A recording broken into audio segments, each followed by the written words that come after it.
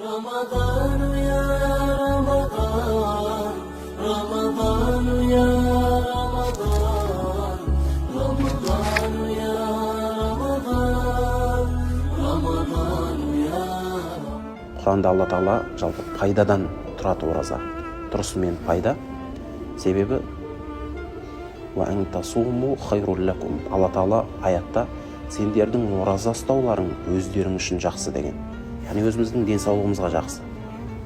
Біріншіден. Екіншіден сауабын аламыз. Ақырет күні өзімізге пайда. Пайғамбарымыз саллаллаху алейхи уассаламда хадисінде суму тасиху, ораза ұстаңдар, дендерің сау болады деген. Яғни денсаулықтарың мықты болады деген. Жалпы адамның денесінде, ораза ұстаған адамның денесіндегі болатын өзгеріс, құбылыс, бұл ең біріншіден адамның иммунитетін, ауруға қарсы күресе алатын жасушалардың 10 есе көбейетінін ғалымдар дәлелдеген. Яғни ауруға қарсы тұратындай қабілетті болады. 10 есеге көбейеді жасушалар. Және адамның жалпы ораза ұстаған адамның семіздіктен көретін зардабын біраз азайтады.